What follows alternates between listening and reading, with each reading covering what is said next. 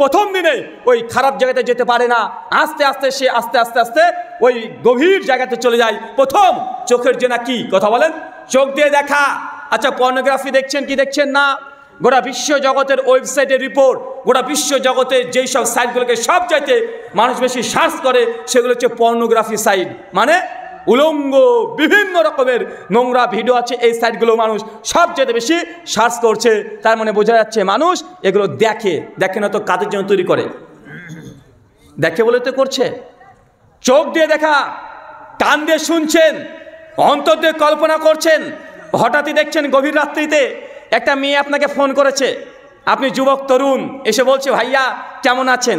আপনি নাম্বারটা দেখে বুঝতে পারছেন যে এটা আপনার নাম্বার না, পরিচিত নাম্বারও না, একটা মহিলার কণ্ঠ। আপনি সঙ্গে সঙ্গে বলছেন যে আপু আপনি কে বলছেন।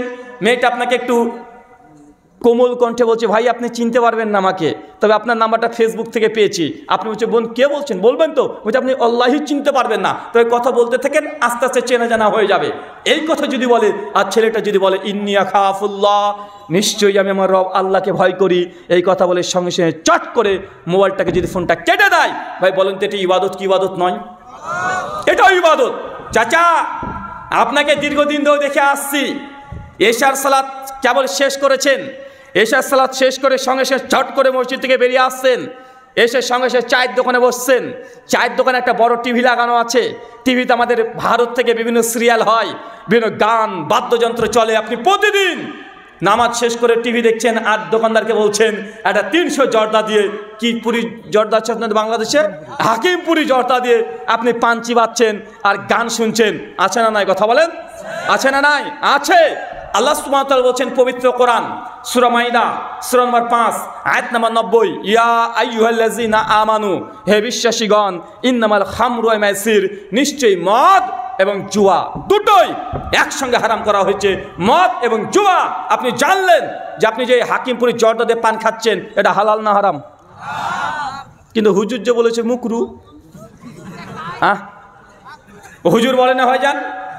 আর আমরা বাঙালি মানুষ তো, মানে আরবি ভাষার প্রতি আমাদের একটু বেশি ভালোবাসা, একটু বেশি আমরা সম্মান করে ফেলি। মানে বলে না যে বাপকে বাপ বলে না, শ্বশুরকে আব্বাজান বলে, তো অনেকটা আরবি ভাষার প্রতি আমাদের এতটা ভালোবাসা আছে। মানে হুজুরকে যখন বলছেন হুজুর এই যে বিড়ি সিগারেট জর্দা আলাপাতা ধৈনি যা খাচ্ছেন এগুলো তো নিষিদ্ধ দ্রব্য, আল্লাহ সুবহানাহু ওয়া তাআলা খামরুনকে হারাম করেছে, খামারকে তো হারাম করেছে, কেন খাচ্ছেন? হুজুর স্বীকার করতে চায় না। হুজুর বাঙালি মুসলমানকে বলে আরে কে বললো বিড়ি সিগারেট জর্দা হারাম রে বাবা? আরে কোরআনে কোনো জায়গাতে বিড়ি সিগারেটের নাম লেখা আছে? সত্যি কোরআন ঘাটলে আপনি বিড়ি সিগারেট জর্দা কিছুই পাবেন না। বলছে তাহলে হারাম ফতোয়া দিল কিভাবে? তো হুজুর তাহলে বিড়ি খাওয়া কি, জর্দা খাওয়া কি? উনি ঘুরিয়ে পেঁচিয়ে বলবে আসলে বিড়ি খাওয়া এটা তোর বুঝতে পারছিস, এটা করে শেষে ঘুরে বলবে এটা হচ্ছে মুকরু, মানে ঠিক করে শব্দটাও বলে না, শব্দ হচ্ছে মাকরু। কি বলেন তো? মাকরু। আচ্ছা মাকরু বাংলা মানে জানেন? মাকরু বাংলা মানে হচ্ছে খারাপ, মাকরু মানে ক্ষতিকর, মাকরু মানে অপছন্দনীয়, মাকরু মানে নিন্দনীয়। বলেন মাকরুর একটা বাংলা ভালো বলেন? আমরা বাঙালি, হুজুর যেহেতু বলেছে বিড়ি খাওয়া হারাম না, বাঙালি বুঝে হারাম না মানে হালাল। মাকরু আবার কি ক্যা চিজ হে, মানে এরকম মনে করেন ভাইজান যে মাকরু এটা আবার কি হয়, হালাল হবে নচেত হারাম হবে। তো মাকরু যখন বলছে তো মনে হয় খাওয়া যায়। আসলে ফেকার পরিভাষায় মাকরু কাকে বলে চাচা? গুমরটাকে ফাঁস করে দিই, 100-এ 100, 100-তে 100 যেটা পাই সেটাকে বলা হয় হারাম। কিন্তু এই জিনিসটাকে 100-তে 100 দেওয়া যাচ্ছে না। কত পেয়েছে? 100-তে 97 পেয়েছে, 3 পায়নি, মানে 100-এর মধ্যে 97% হারাম। এটাকে বলা হয় আরবিতে মাকরু। এবার কি বুঝতে পারছেন? তো হুজুর কি খায় আপনার? ওই মদের চাইতে 3 ইঞ্চি জিনিস কম খায়। বুঝতে পারলেন না মনে হয়? মানে মদ তো ডাইরেক্ট হারাম। মাকরু কোনটা? যেটা মদের কাছাকাছি, মাত্র 3 নম্বর আর পায় নাই, 3 নম্বর পেলেই ওটা মদ হয়ে যেত। কথা কি এবার বুঝতে পারছেন? হুজুর তারপরে বলছে এটা মাকরু, আবার জোর করে চিৎকার মেরে বলছে কই কোরআনে তো বিড়ির কথা লেখা নেই, জর্দার কথা লেখা নেই, অতএব এটা হালাল বা মাকরু বলে দিচ্ছে। আচ্ছা কোনো যদি হিরোইনচি, আপনাদেরকে এলাকায় হিরোইন খায় কেউ? হ্যাঁ, আচ্ছা হিরোইন খোঁজ যদি বলে কোরআনে তো মদ খাওয়ার কথা নিষেধ আছে, আমি তো হিরোইন খাই, হিরোইনের কথা তো কোরআনে নেই, হাদিসেও নেই। কোনো হুজুর যদি দেখাতে পারে আমি হিরোইন খাওয়া বাদ দিয়ে দেবো, ভাই কোরআন থেকে হিরোইন পাবেন? আচ্ছা কেউ যদি বলে কোরআনে তো আল্লাহ মদ হারাম করেছে, আমি তো মদ খাই না, বিয়ার খাই, এখন বিয়ার তো কোরআনে হারাম নাই, আছে নাকি কথা বলে? বিয়ারের নাম ধরে কোরআনে হারাম পাওয়া যাবে? পাওয়া যাবে না। কেউ যদি গাঁজাখোর, সে যদি বলে যে আল্লাহ মদ হারাম করেছে, গাঁজা তো আর হারাম করেনি, তাই গাঁজা খাওয়াটা মাকরু বলে জায়েজ বলে যদি খেতে শুরু করে, এটাকে জায়েজ হবে? কথা বলেন তো। এখনো বর্তমানে আধুনিক টেকনোলজি গোটা বিশ্ব জগতে কয়েক লক্ষ প্রজাতির এখন নেশা পাওয়া যায়। এখন আল্লাহ যদি প্রত্যেকে নেশার নাম ধরে ধরে কোরআনে লিখতো, মদ, বিড়ি, সিগারেট, হিরিয়ন, বিয়ার, এখন বিয়ার বা ব্র্যান্ড, এটা লেবু জিন, এটা অমুক জিন, কত যে নাম আছে না নাই কথা বলেন? এখন আল্লাহ যদি এই নেশার নাম ধরে যদি হারাম করতো, এই কোরআনের মতো 10খানা কোরআন লাগতো কি লাগতো না? কথা বলেন। আল্লাহ এর জন্য এক কথা বলে দিয়েছে, সুনান ইবনে মাজাহ হাদিস 3376, কুল্লু মুসকির খামরুন, কুল্লু খামরুন হারামুন, যা খেলে মানুষের মধ্যে নেশা তৈরি হয় তা সব হারাম। মানে এক কথায় একদম বাউন্ডার আউট করে দিয়েছে। যা আছে পৃথিবীতে যাতে নেশা হবে তাই হারাম। এখন বলেন, বিড়ি খেলে আপনার নেশা হয় কি হয় না? সিগারেট খেলে নেশা হয় কি হয় না? আচ্ছা, কে কে বিড়ি খান একটু হাত তোলেন তো। হ্যাঁ, মাশাআল্লাহ, কেউ খান না আপনারা? না না, আপনারা তো ভালো মানুষ, কেউ খান না, মাশাআল্লাহ। আচ্ছা, আপনাদের এই রাজশাহীর সবচেয়ে বিখ্যাত খাবারের নাম কি? আম। আচ্ছা, কে কে আম খেতে ভালোবাসেন বা খান একটু হাত তোলেন তো দেখি। মাশাআল্লাহ, হাত নামিয়ে ফেলেন আবার। আচ্ছা, এই যতজন মানুষ এখানে বসে আছেন, আসলে কি তারা বিড়ি খায় না? আমার বিশ্বাস সিংহভাগ মানুষই বিড়ি খায়, সিগারেট খায়, জর্দা খায়, কোনো না কোনো নেশার সঙ্গে আবদ্ধ আছে।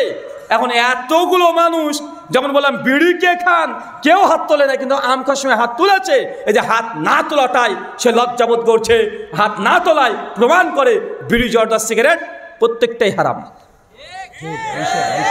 আর আপনি যদি মনে করেন না না হুজুর, আসলে এগুলো আমার নেশা হয় না, নেশা হয় না, তো তুমি তো এই কথা প্রতিদিনই বলো। ভাইজান, সকালবেলায় যদি বিড়িতে একটা টান না মারি না, আমার পেটি ক্লিয়ার হয় না। ভাই, এমন মানুষ আছে না নাই যে এই নিচ দিয়ে যদি উপর দিয়ে যে একটা টান না মারা হয়, আপনার পায়খানায় ক্লিয়ার হয় না? এ রুগী আছে নাই? এখানে দেখেন, তারপরে আপনার যে নেশা আপনার হয়, এটা তো জ্বলন্ত প্রমাণ। মিথ্যা কথা বলছেন যে বিড়িতে আপনার নেশা নাই। আচ্ছা, নেশার অনেকগুলো কোয়ালিটি আছে, তার মধ্যে একটা কোয়ালিটি হচ্ছে এটা, যেটা খেলে পেট ভরে না, না খেলেও ভালো লাগে না, এটাও নেশা। কথা বুঝতে পারলেন না ভাইজান? আচ্ছা, বিড়ি, সিগারেট, জর্দাতে পেট ভরে, আবার না খেলে ওই জন্য ভালো লাগে না। মানে ইফতারটা করলেন, যতক্ষণ হুজুরে 350 জর্দা দিয়ে হাকিমপুরি না মারছে, ওর জন্য ভালোই লাগবে না, এনার্জি পাবে না। আছে না নাই কথা বলেন? মানে পারলে ও পানি খেয়ে সঙ্গে সঙ্গে জর্দা দিয়ে পান খেয়ে নেয় একখান আগে। ভাই, এমন মানুষ আছে না নাই? আছে। মনে রাখবেন, কোনো ব্যক্তি যদি ইবাদত করছে, 1000 রাকাত নামাজ পড়েছে, তারপর যদি হারাম খায়, হারাম পান করে, আল্লাহ তার ইবাদত কবুল করবে? কথা বলেন। লা ইয়াদখুলুল জান্নাহ, আল্লাহ বলছে ওই ব্যক্তি জান্নাতে যাবে না। কে? মুদমিনুল খামরুন, যারা নিয়মিত প্রতিদিন নেশার দ্রব্য খাচ্ছে, পান করছে। আচ্ছা, পৃথিবীতে কোনো মানুষ মদ প্রতিদিন খায় না? সপ্তাহে 2 দিন, 4 দিন, 5 দিন, 7 দিন। কিন্তু আল্লাহ নবী বললেন প্রতিদিন যারা নিয়মিত নেশাজাত দ্রব্য খাচ্ছে, পান করছে, এরা জান্নাতে যাবে না। কোন নেশা প্রতিদিন করা হয়? কোনটা করা হয়? এদের বিড়ি, সিগারেট, জর্দা। তার মানে বুঝতে হবে, এই জিনিস যদি আপনি খান, ছোট্ট 1 টাকা দাম না একটা বিড়ির, আপনি যে আজকে দান করবেন 1000 টাকা, এই দানকে বাদ করে দেওয়ার মতো ক্ষমতা বিড়ির আছে। বুঝতে পারলেন না মনে হয়? আপনি এখনই বিড়ি খাচ্ছেন মাত্র 1 টাকা দামের, 1000 টাকা দান করে দিলেন, আর দান করছেন আর বিড়িও খান আপনি, এটাকে বাদ দেননি এখন পর্যন্ত। বলেন তো আপনার ইবাদত কবুল হবে কি হবে না? ইবাদত কবুল আপনার হবে না। আল্লাহর নবী তার জন্য বলছে ইবাদতের 2টো ভাগ। এক, আল্লাহ যা আদেশ করেছে গ্রহণ করবেন, এটা যেমন ইবাদত। আল্লাহ যা নিষেধ করেছে ভয়ে ছেড়ে দিবেন, করবেন না, এটাও ইবাদত। আমরা মূলত নামাজ রোজা যারা করি তো করি, এটা বেশি কঠিন কাজ নয়। নামাজ, রোজা, হজ, যাকাত বেশি কঠিন কাজ নয়, আল্লাহই বেশি কঠিন কাজ নয়। বেশি কঠিন কাজ আল্লাহ যেগুলো হারাম করেছে, হারাম থেকে দূরে থাকা। আচ্ছা বলেন, নবী আদমকে আল্লাহ বললেন, যাও আদম, গোটা জান্নাত তোমার, তোমরা স্বামী স্ত্রী গোটা জান্নাত এনজয় করো, যা মন যায় খাও, পান করো, জান্নাতে কত রকমের ফল, কত কি আছে। শুধু আল্লাহ বললেন ওই গাছের কাছে যাবে না, একটা হুকুম করেছে, একটাকে হারাম করেছে, ওই গাছের কাছে যাবে না। হারাম কটা করেছিল? একটা। আচ্ছা বলেন তো কি ঘটেছিল? কি ঘটেছিল? ওই ঘুরে ফিরে যেটা হারাম করেছে আদম সন্তান আদম ওখানে গিয়েছে। তার মানে বোঝাচ্ছে এই ইবাদত করার চাইতে আল্লাহ যা নিষেধ করেছে, হারাম করেছে, হারাম থেকে দূরে থাকা অনেক বড় কঠিন কাজ। কিন্তু আমরা এটাই বুঝতে পারলাম না। আল্লাহ সুবহানাহু ওয়া তাআলা আমাদেরকে হারাম থেকে দূরে থাকার তৌফিক দান করে, সকলে বলি আমিন।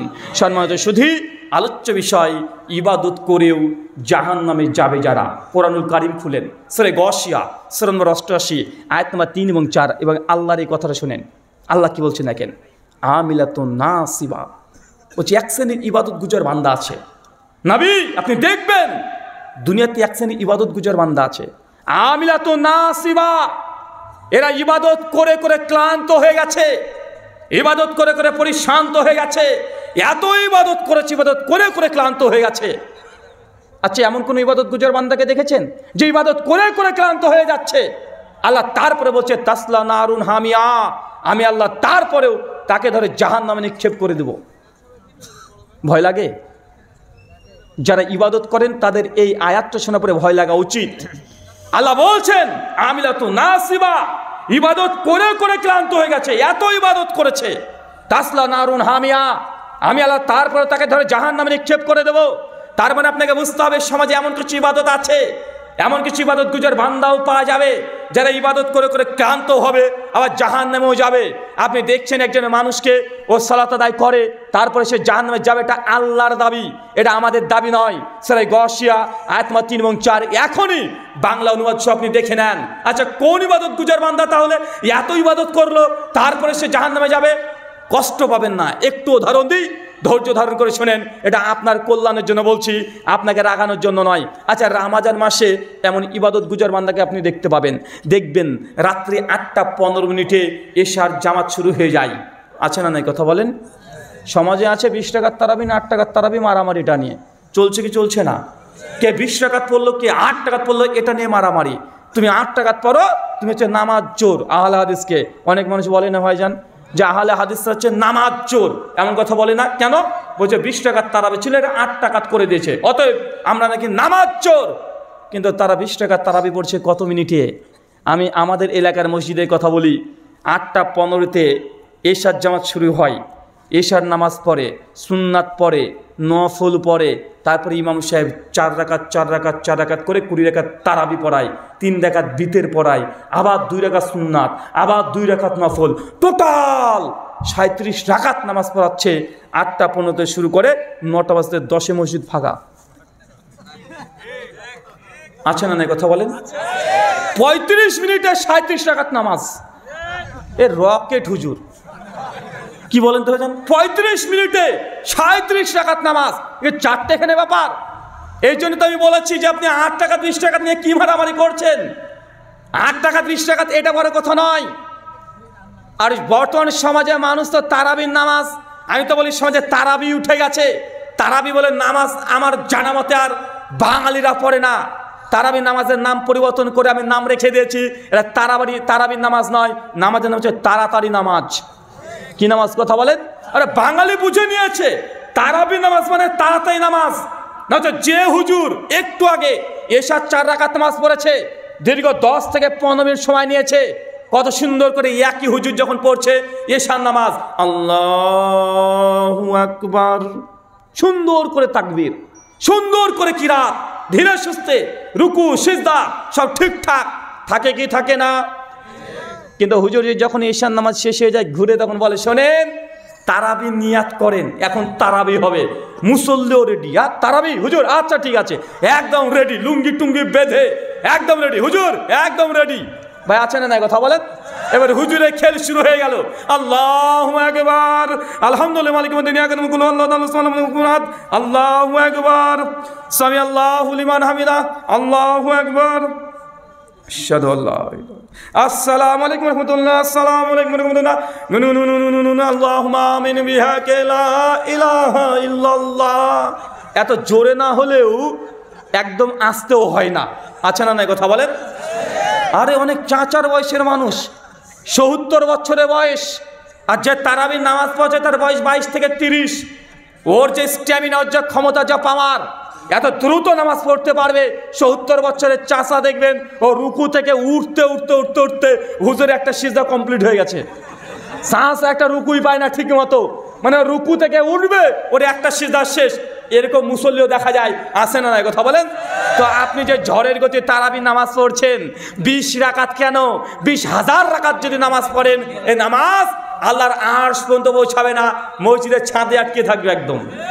আপনি তারাবি নিয়ে মারামারি করছেন, তারাবি 8 রাকাত না 20 রাকাত? আরে আমি তো বলেছি 20 রাকাত তারাবি যদি পড়তে চান, আপনি বলছেন নবী বা উমর বিন খাত্তাব পড়েছে, যদিও কথাটা সত্য নয়, আমি সেই মাসালায় যাচ্ছি না যে তারাবি 8 না 20। আমি আপনাকে কথা বলছি, এই তারাবির নামাজকে যেভাবে আপনি অপমান করছেন, নামাজের সঙ্গে বাদরামি করছেন, এই নামাজ কিয়ামতের মাঠে আপনার বিরুদ্ধে সাক্ষী দেবে। আল্লাহ নবী বলছেন আল কোরআন হুজ্জাতুল আলাইক, কোরআন কিয়ামতের মাঠে মানুষের পক্ষে অর্থাৎ কোরআন মানুষের বিপক্ষে সাক্ষী দেবে। সিয়াম রোজা কিয়ামতের মাঠে মানুষের পক্ষে অর্থাৎ বিপক্ষে মানে আপনার বিপক্ষে কথা বলবে, মানে রোজার ক্ষমতা হবে কিয়ামতের মাঠে। বলে আল্লাহ এই বান্দা প্রচুর নফল রোজা রাখতো, আল্লাহ ফরজ বাদ দিয়ে নফল রোজা রাখতো, আল্লাহ আল্লাহ তুমি তাকে জান্নাত দাও, জান্নাত দাও। আর আল্লাহ রোজার এই শাফাত তিনি কবুল করে নেবেন। আপনি যদি সালাতের সঙ্গে যদি বদমাইশি করেন, সালাতের সঙ্গে যদি চিটিংবাজি করেন, সালাতের সঙ্গে যদি ভণ্ডামি করেন, নোংরামি করেন, আপনার ব্যস্ততা, সালাত বুঝে না। সালাত হচ্ছে ইবাদত, এটা ধীর স্থির বজায় রেখে আদায় করতে হয়। আল্লাহ কোরআনুল কারিমে বলছেন সূরা মুমিনুন আয়াত নাম্বার 1, 2, 3, 4 পর আয়াতগুলো দেখেন। আল্লাহ বলছেন কদ আফলাহাল মুমিনুন আল্লাযীনা হুম ফি সালাতিহিম খাশিউন, ওই সমস্ত মুমিনদের সফল কাম যে নামাজের মধ্যে খুজু ধীর স্থিরভাবে নামাজ পড়ে, তারা হচ্ছে সফল কাম। এখন চাচা বলেন তো আপনার নামাজের কি হালাত, বলেন আপনারটা কি অবস্থা? আচ্ছা তারাবি মানে কি বুঝলেন তাহলে বলেন তো ভাইজান? তারাবি মানে তাড়াতাড়ি নামাজ। এই যে তারাবি মানে মানুষ রেডি, এখন জোরে জোরে পড়তে হবে, একদম 100 স্পিডে চালাতে হবে। অথচ তারাবির মানে কি জানেন? তারাবি এসেছে আরবি শব্দ তারবিহাতুন থেকে। তারবিহাতুন মানে বিশ্রাম, থেমে থেমে ধীরে ধীরে বসে বসে রেস্ট করে পড়ার নাম। তারাবি মানে কি কথা বলেন? ধীরে ধীরে পড়া, থেমে থেমে পড়া, বিরতি দিয়ে পড়া। মানে 4 রাকাত পড়বেন, বিরতি দিবেন লম্বা, জিকির আজকার ধীরে ধীরে করবেন। আর আমাদের সঙ্গে তারাবি কী করা হয়, মনে তারাবির নামাজ তো পড়ছে না, কান ধরে উঠবস করাচ্ছে। ভাই এমন মনে হয় না? ওই কি এমন অপরাধ করেছি, হুজুরের মাথায় চাপ আছে, যে কোনো মূল্যে 20 মিনিটে তারাবি শেষ করতে হবে। কেন? প্রথম দিন তারাবি শেষ হয়ে গেছে, হুজুরের সঙ্গে আর এক হুজুরের গল্প হচ্ছে, কিরে আজ তারাবিতে কত মিনিট সময় লেগেছে? বলছে তারাবিতে আজকে আমার 47 মিনিট সময় লেগেছে। রে 47 মিনিট, আমি আজকে 33 মিনিটে শেষ করে দিয়েছি। ভাই এমন গল্প হয় না? এটা শুধু হুজুরের দোষ না, আপনারও দোষ আছে, আপনারও দোষ আছে। হুজুর যদি মনে করে যে আজকে ফজরে স্যার রহমানটাকে আজকে শেষ করব, নামাজ আরামসে পড়ছে, পিছন থেকে মুসল্লি খুশখুশ শুরু করে দেয়, আছে না নাই কথা বলেন? একটু যদি সিজদায় যদি হুজুর যদি একটু বেশিক্ষণ যদি তাসবিহ জিকির আজকারগুলো করতে শুরু করে দেয়, পেছন থেকে মুসল্লি করবে, আছেন না কথা বলেন? আছে না ভাইজান? এই যে আপনি যে ইবাদত করছেন, ইবাদতকে যদি মনোযোগীভাবে না করেন, ইবাদতের সঙ্গে যদি বাদরামি, আপনার ব্যস্ততা দেখান, আল্লাহকে আপনার ব্যস্ততা দেখাচ্ছেন, এই ইবাদত কোথায় নিয়ে যাবে আপনাকে কথা বলেন? এই ইবাদত আপনাকে জাহান্নামে নিয়ে যাবে। ইবাদত করেও জাহান্নামে যাবে যারা। অতএব সালাত যখন আদায় করবেন, ধীর স্থিরতা বজায় রেখে আপনি সালাত আদায় করেন।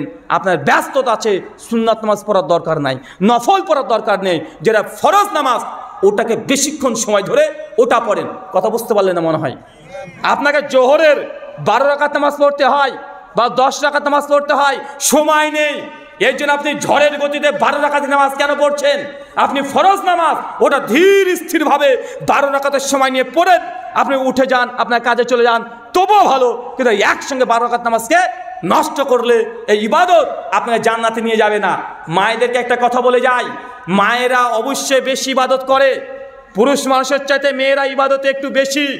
এখানে যতজন আলেম ওলামা শায়েখ মাশায়েখ আছে, একদম চ্যালেঞ্জ করে বলা যেতে পারে, যত বড় আল্লাহর ওলি হোক, যত বড় মুহাদ্দিস হোক, সেই ব্যক্তি যা ইবাদত করে তার স্ত্রী তার চাইতে 1টা রাকাত বেশি হলেও সে নামাজ বেশি পড়ে। আছে না নাই? পুরুষটা কটা নফল রোজা রাখেন দেখেন গা, আপনার স্ত্রী দেখেন গা কতগুলো নফল রোজা রাখে বছরে, আছে না নাই কথা বলেন? মানে ঠিক করুক ভুল করুক, ইবাদত মেয়েরা কম বেশি, যেসব মহিলারা ইবাদত করে তারা করে, আর যারা খারাপ তো তারা খারাপ, মানে হয় এরা ভালো হয় অথবা খারাপ হয়, মেয়েরা মধ্য অবস্থায় থাকতেই পারে না। কথা বুঝলেন না ভাইজান? ভালো হলে বিশাল ভালো, আর খারাপ হলে মারাত্মক পর্যায়ে খারাপ। মানে মিডিল বলে গিয়ার বলে কিছু নেই, হয় একদম টপ গিয়ার না একবার ব্যাক গিয়ার। মানে বুঝতে পারছেন না, মানে ওরা মিডিল গিয়ারে থাকতে চায় না। যে মেয়েরা ভালো তো ভালোই, আর যে খারাপ তো খারাপ, আসে না নাই কথা বলেন? আল্লাহ সুবহানাহু ওয়া তাআলা তুমি বুঝার তৌফিক দান করো, সকলে পড়ি আমিন। সম্মানিত সুধী, ইবাদত করেও জাহান্নামে যাবে যারা। কি কি বুঝলেন এখান থেকে বলেন তো? আমি নতুন কিছু আপনাকে শেখাবো না, জাস্ট এই কথাগুলো বারবার স্মরণ করে দেবো। 2 রাকাত নামাজ পড়লে 2 রাকাতই পড়েন, নামাজের সঙ্গে বদমাইশি ছেঁচড়ামি করে আপনার নিজের জায়গা থেকে জাহান্নাম বানিয়ে নেবেন না। আল্লাহ সুবহানাহু ওয়া তাআলা বলছেন, সহিহ বুখারীতে আল্লাহ নবী বলছেন, হঠাৎই দেখছি একদিন আমাকে আল্লাহ সুবহানাহু ওয়া তাআলা জান্নাতে নিয়ে চলে গেল। জান্নাত দেখলাম, গোটা জান্নাত চতুর্দিক সুন্দর। এরপরে ফেরেশতা জিবরিল আলাইহিস সালাম আমাকে জাহান্নামে নিয়ে গেল। জাহান্নামে যেতে যেতে যেতে দেখছি কিছু মানুষকে আল্লাহ সুবহানাহু ওয়া তাআলা উল্টো করে ঝুলে রেখে দিয়েছে, যেটা পাগুলো উপরে মাথাগুলো নিচে। মিশকাত হাদিস 4912। আল্লাহ নবী বলছেন, ওই মানুষটাকে দেখছে তার জিহ্বাগুলোকে আর ঠোঁটগুলোকে আগুনে কাঁচিয়ে কেটে দিচ্ছে। আমি অবাক যে জাহান্নামীদের অনেক রকম শাস্তি দেখলাম, এত ভয়ঙ্কর শাস্তি, যার মাথা নিচে পা উপরে আগুনে কাঁচিয়ে ঠোঁট কেটে দিচ্ছে, এরকম শাস্তি কাউকে দেখি নাই। আল্লাহ নবী তখন জিবরিলকে বলছে, জিবরিল মান হাউলা জিবরাইল, জিবরাইল এরা কারা যাদের এত ভয়ঙ্কর শাস্তি দেওয়া হচ্ছে? জিবরাইলের সঙ্গে সে বলছে, ইয়া রাসূলুল্লাহ এরা হচ্ছে আপনার উম্মতের বক্তা, খুতাবা, এরা হচ্ছে বক্তা। এদেরকে আজকে এইভাবে উল্টো করে ঝোলানো হয়েছে, তাদের ঠোঁটগুলোকে আগুনে কাঁচিয়ে কেটে দেওয়া হচ্ছে। কেন? আল্লাহ নবীকে জিবরিল বলছে, এরা মানুষকে ভালো ভালো কথা বলেছে, নিজেই আমল করেনি। এরা হচ্ছে উম্মতের আলেম, মানুষকে ভালো ভালো আদেশ করেছে, নিজে পালন করেনি, মানে হুজুরকেও জাহান্নামে যেতে হবে। কথা মনে বুঝতে পারলেন না? এই শাস্তি কার বলেন তো? এটা আমাদের, যার সমাজে আমরা দায়িত্ব নিয়েছি, যারা হাফেজ, কারি, মাওলানা, মুফতি, যারা বক্তা, খুতাবা, আমরা যারা হয়েছি, কিয়ামতের মাঠে কিছু মানুষকে আল্লাহ উল্টো করে ঝুলিয়ে রেখে দিবে, ঠোঁটগুলোকে আগুনে কাঁচি দিয়ে কেটে দিবে। কেন? মানুষকে ভালো কথা বলেছে, কিন্তু হুজুর নিজেই সে আমলগুলো করেনি। হুজুর নিজে বলেছে নেশা করা হারাম, হুজুর নিজে জর্দা পান খেয়েছে, আছে না নাই?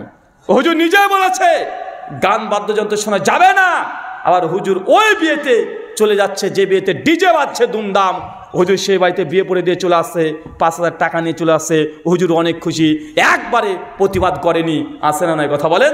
এ হুজুর যে মুখ বন্ধ করে রেখেছে, ভালো কথা মানে ভালো আদেশ করেছে, নিজে আমল করেনি, তাকে জাহান্নামে যেতে হবে। হুজুর কতবার বলল আপনাকে যে পণ নেওয়া হারাম, পণ দেওয়াও হারাম, যৌতুক নেওয়া দেওয়া হারাম, আবার হুজুর নিজে ওই বিয়ে বাড়িতে চলে গিয়ে বলছে, বলেন ছেলেকে কি দিয়েছে মেয়ে পক্ষ? বলছে লিখেন একটা R115 মোটরসাইকেল, 1 লাখ নগদ টাকা। ভাই আছে না নাই কথা বলেন? বলেন তো এই হুজুরের জন্য যে ভালো কথা বললো, তো নিজে আমল করলো না, হুজুরের জায়গা কোথায়? শাস্তি কি? উল্টো করে ঝুলানো হবে, উল্টো করে ঝুলিয়ে একদম তাকে জাহান্নামে শাস্তি দেওয়া হবে। মিশকাত হাদিস নাম্বার 205 কিতাবুল ইলমের মধ্যে আসছে, আল্লাহ নবী বলছেন কিয়ামতের মাঠে 3 শ্রেণী মানুষকে আল্লাহ প্রথম তুলবেন। তার মধ্যে প্রথম হাফেজ, কারি, মৌলানা, এদেরকে আল্লাহ জিজ্ঞাসা করবেন, কারি সাহেব আপনাকে অনেক সুন্দর সুন্দর আমি গলার টোন দিয়েছি, আপনি কি করেছিলেন?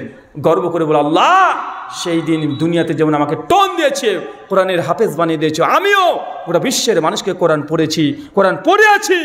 আল্লাহ বলবেন, আন্তা কাযযাবতা, তুমি মিথ্যাবাদী, তুমি মিথ্যা কথা বলছো, তুমি আমাকে খুশি করার জন্য কিছুই করোনি, তুমি তো খুশি করেছিলে মানুষ তোমাকে ভালো বলবে, বড় কারি সাহেব বলবে, তুমি প্রাইজ পেয়েছো, মানুষ জানবে, এই জন্য তুমি কারি হয়েছো, এই জন্য তুমি নিজে পড়েছো, মানুষকে পড়িয়েছো, অতএব যা চেয়েছো দুনিয়াতে পেয়ে গেছো, যাও, তোমাকে জাহান্নামে যেতে হবে। ফেরেশতার সঙ্গে সঙ্গে সে তাকে উল্টে ধরে টেনে হিঁচড়ে